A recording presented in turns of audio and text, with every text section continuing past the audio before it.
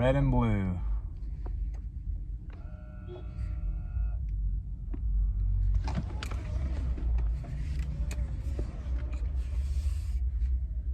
Red and blue is the supposed authoritarian color scheme.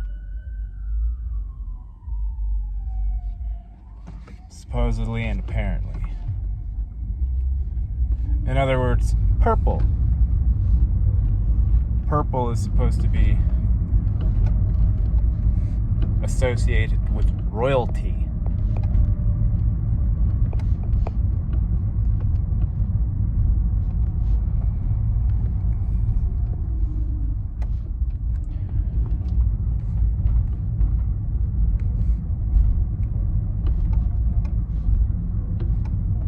Christ Mass is coming up.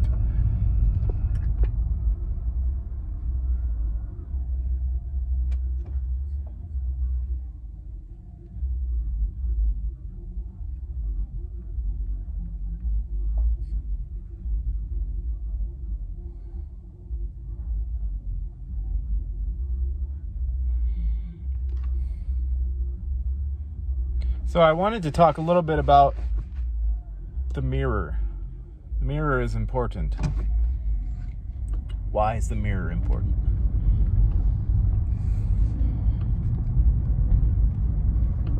Maybe first we can just examine the mirror and see what it is. What does it mean? What does it mean to you? Internally speaking, what is the mirror to you?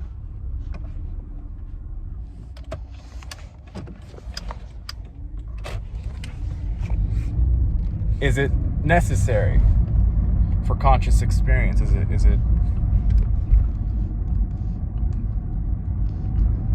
it absolutely necessary?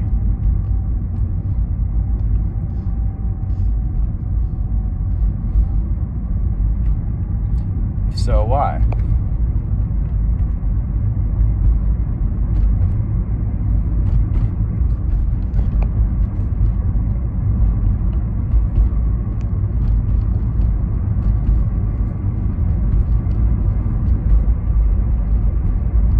And also, if we could examine the idea of performance, the idea of prepare for something that you're getting to. How do you prepare for something that you're getting to?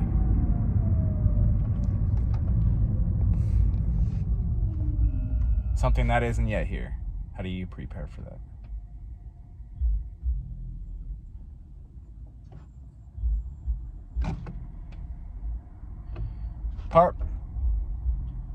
Part of what I output, part of what I give out is for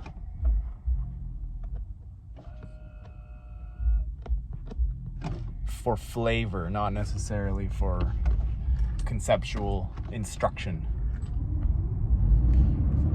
conceptual consumption, not necessarily for those things.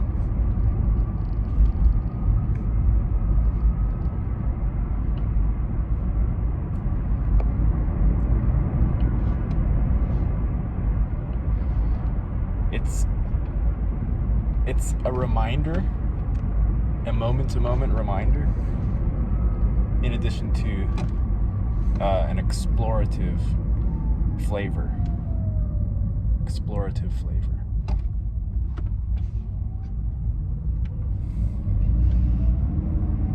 With a bit of whimsy. Not too much, not too little. Need all the correct ingredients.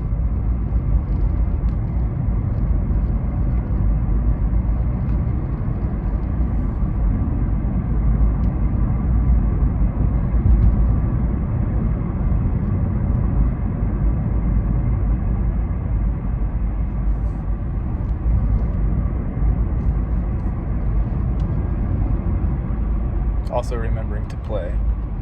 Also remembering the play. Putting the body back together. reassembly.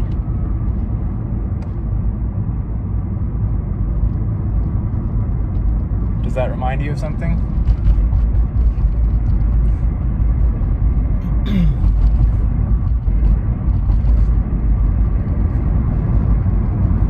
You know, it's kind of interesting because I wanted to initially, when I felt to make a video,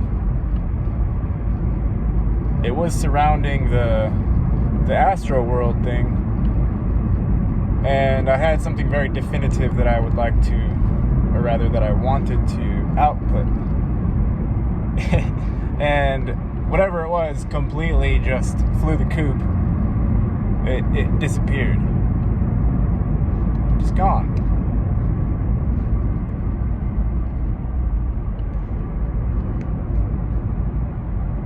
And I was reminded of the mirror and preparing or not preparing, or being present or not being present, and or the exorbitant and excessive amounts of hypocrisy that fluidly run through our day-to-day, and whether or not we can accept that, or whether we need to judge the shit out of ourselves for that. Can we practice self-love in the face of sometimes blatant hypocrisy?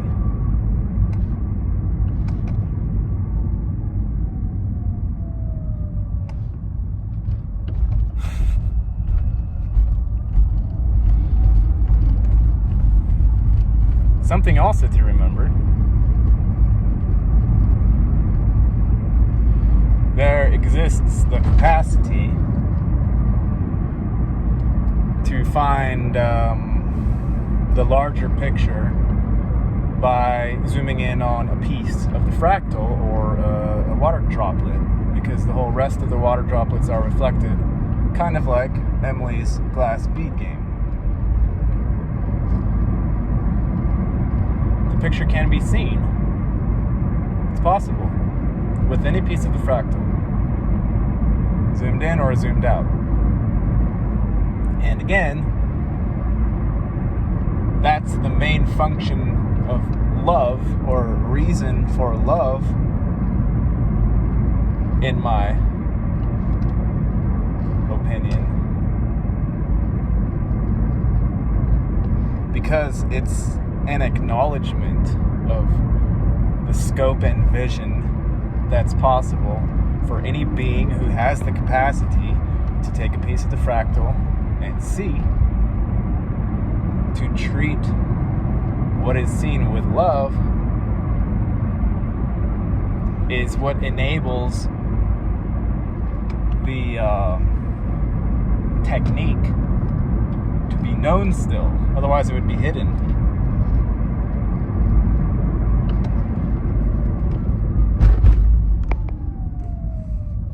Otherwise it would be hidden.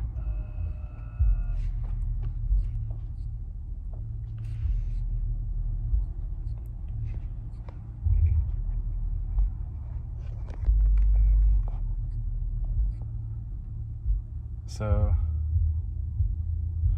Astro World.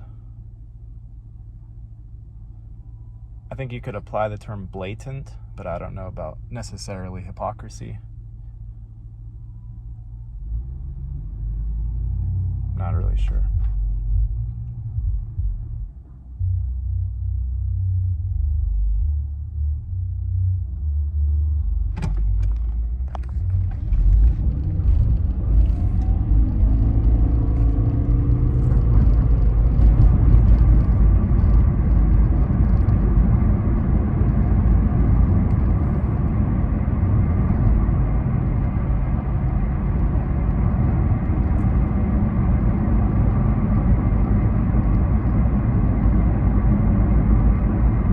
Anyway, back to the original premise.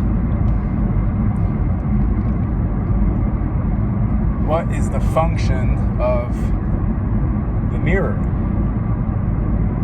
Is it a ghost mirror or is it an actual mirror? just another part of the illusion. The self-reflective consciousness of consciousness mirror is what I'm talking about.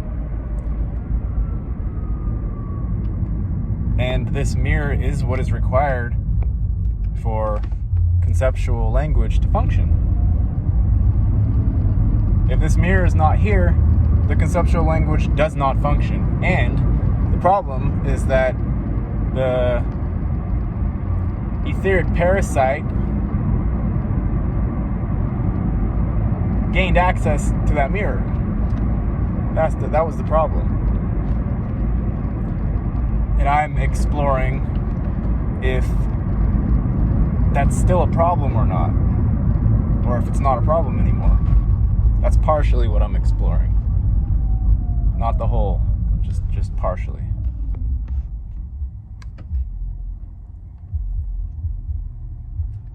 Because it wasn't really a good time when the internal reflective mechanism is hijacked by something that's to the conscious observer completely invisible, and where the avatar displays no discernible pattern disruption, then it's a problem. That's just a couple of the reasons why it's a problem. There are many more.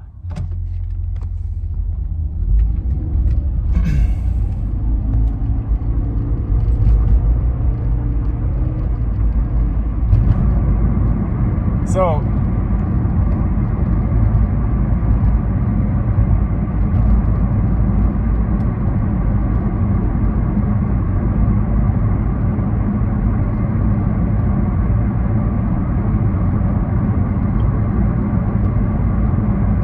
what do you think? What do you think about the mirror? What's your experience with it? Is it necessary? Even outside of the parasite. Even if you think of it in terms of concrete logic, outside of any hijacking force, is it necessary? Or is it sort of like training wheels for a baby consciousness that drop off eventually? What do you think? Let me know. Talk soon. Peace out.